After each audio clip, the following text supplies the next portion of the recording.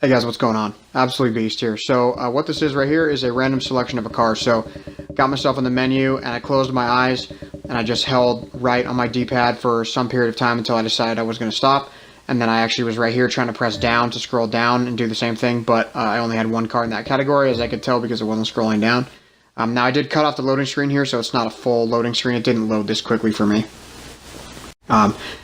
Total piece of side information, but I bet if I had a SSD, solid state drive, as an external drive, I bet that would work. There was a cool video that I saw about loading times off of an SSD. So this is it's by Digital Foundry, by the way, if you want to check it out. They use the PlayStation, but I would guess it's probably about the same. So what this car is the 1968 Alfa Romeo 33 Stradale, and this is actually an extremely unique and rare car in this game.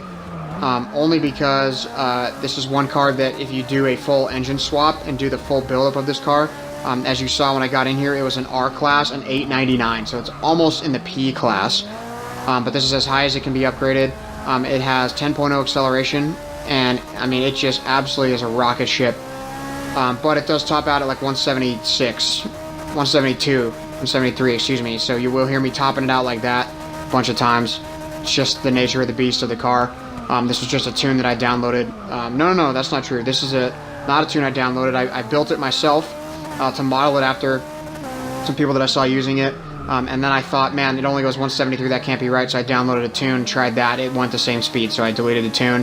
So this is my own build that I built and set it up. So anyway, that's what this is. And ironically, the track I picked before I just randomly selected the car was Road America. And this is actually one of the tracks that this car could hold some leaderboard times on, which is kind of cool. So anyway, so today they released, well, I guess it would be yesterday, they released their weekend review on the Forza Motorsport website, and the weekend review talked about a couple of things, basically like a pre-launch update for Forza Motorsport 7. So I'm just going to do that for you guys. So I'm just going to read a little bit of this here.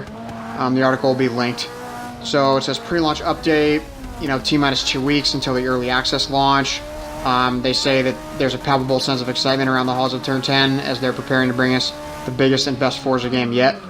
And from the very start, they've worked towards a vision of reimagining the racing experience, and starting with early access on the 29th, the community will be lighting out again on another fantastic Forza adventure. Their words, not mine. They just talk about the 700 cars again, 32 of the world's greatest tracks, which is, in parentheses, their largest lineup ever. Massive career in the Forza Drivers' Cup, and of course a huge list of ever-changing multiplayer competitive modes that keep you busy no matter how you like to drive or what your skill level is. The largest game they released in terms of sheer footprint also. So the Xbox One game will be approximately 95 gigabytes at launch, which is pretty huge. Just about 45 gigs of that contained on the Blu-ray disc. The remainder will be available for download for free on September 29th. So what that means is that, the whole game's not actually contained on the disc. There's a great video that Digital Foundry put out about the Xbox One X. I'll try to remember to link that one in the description also. But it basically talked about some things that they're doing with the Xbox One X to and Xbox Live in general to prioritize what type of things are downloaded.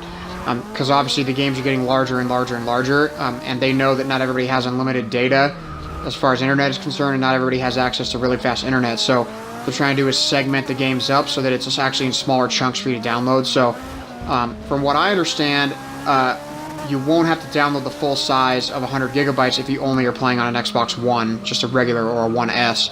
And then when the One X launches, once you sign on to Xbox Live with that console, it'll prompt you to download the remaining updates. So hopefully it's not 45 or 50 gigs on the update, because that'll hamper my day one playing of this game when the Xbox One X comes out in 4K, but we'll just have to cross that bridge when you come to it. So anyway, so they're just talking about that. It says, naturally you can play the game from the disc alone, but if you want to experience the true depth and breadth of the content in Forza Motorsport 7, you'll want to take the additional update. A great example is the Forza Drivers' Cup single-player campaign. While everyone can play the first playthrough of the Drivers' Cup on the disc, beating the series unlocks a wealth of new Drivers' Cup content, including new competitive and showcase events, as well as new trophies and driver gear rewards. And in order to access those, you will need to have the additional update installed. And so basically the other thing the video talks about from Digital Foundry is that At this current point, the Xbox doesn't support a 2-disc format, so a game can't be installed off of 2 discs, and a single Blu-ray disc, if I'm not mistaken, can only hold around 50 gigabytes or something like that. So yeah, anyway, it's going to be really interesting. So it says it's still launch day is still on everyone's mind. I'd like to spend a couple moments looking beyond the release, just to let us know what we can expect in days and weeks after the 3rd. And they said, you know, after this Forza game, you can expect loads of new experiences and content will be adding beyond launch day. So when it's released, you'll be able to immediately dive into the Driver's Cup, spend time exploring the vast customization in the game, and of course you can head online, you know, test your skills on multiplayer features, rivals, multiplayer lobbies, and just to name a few of those, they listed modern hot hatch cars, which has been in like every Forza ever now. The track toys, which is like Aerial Atoms and BAC monos and stuff, at least it has been in the past, and Sport GT cars, you know, like real nice racing cars. Just to name a few, some features will not be available immediately at launch. That includes the auction house, the Forza-thon events, and the leagues. It says if you go and look for those, it'll say coming soon. And of course, they say here as the community grows in the weeks after launch, they'll be enabling those features for us. So they're also going to be updating Forza-thon events, updated rivals and hoppers, make full use of the new homologation system, which they'll release more on next week. The new prize crate thing, which I'm a little hesitant about. Featuring goodies like mod cards, driver gear, new cars, more, as well as they're going to be unveiling cars in the specialty vendor, which basically seems like it's going to be a regular thing, a repeating thing of unique cars to buy. And in a couple months ahead, it says they'll also see new features added to the game. So they will receive another update on November 7th. That's the one we're talking about, the Xbox One X, which will be able to do all the 4K assets, all that kind of stuff. It's free for those of us that will be getting the X, so that'll be cool.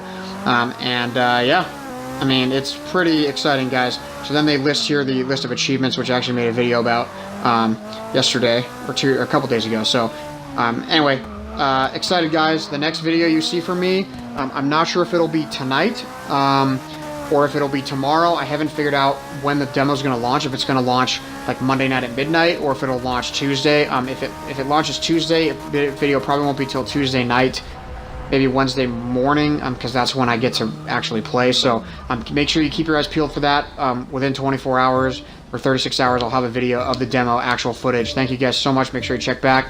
Thank you guys for checking it out. See you later.